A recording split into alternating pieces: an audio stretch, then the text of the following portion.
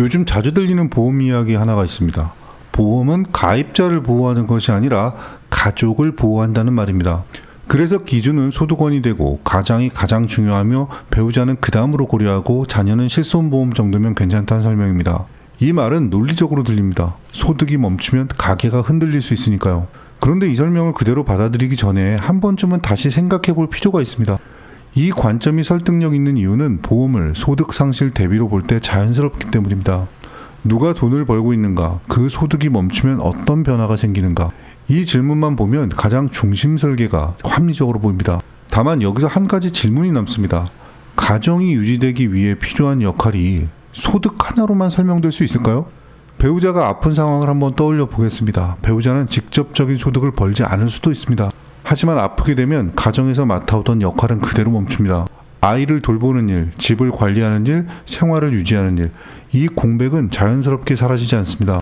누군가는 그 일을 대신해야 하고 그 과정에서 비용이 발생할 수 있습니다. 돌봄 비용, 간병과 치료 관련 비용, 생활 방식의 변화에서 추가 지출이 생길 수도 있습니다.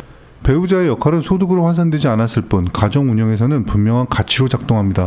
이 부분을 보험에서 어떻게 바라볼지는 각자의 판단이 필요합니다. 그럼 자녀의 경우는 어떨까요? 자녀는 실손보험으로 의료비를 대비하면 충분하다는 말도 흔합니다. 실손보험은 분명 중요한 역할을 하죠. 다만 아이가 아플 때 문제가 병원비에서만 끝나는지는 조금 다르게 볼 수도 있습니다.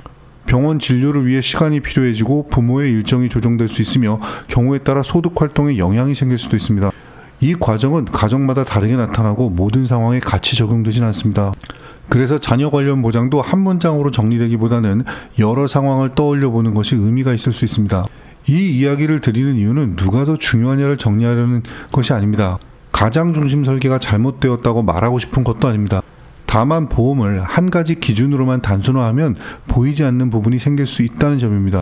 가정은 각자가 맡은 역할로 함께 돌아갑니다. 누군가의 변화는 다른 가족에게도 영향을 줍니다. 보험은 정답을 외우듯 설계하는 것이 아니라 상황을 생각하며 점검하는 과정에 가깝습니다. 오늘 이 이야기를 듣고 보험을 볼 때 한 가지 질문이 더 떠오르셨다면 그 자체로 의미 있는 시작입니다. 보험은 상품보다 먼저 가정의 모습을 떠올리는 것에서 출발할 수도 있습니다. 본 광고는 광고 심의 기준을 준수하였으며 유효기간은 심의일로부터 1년입니다.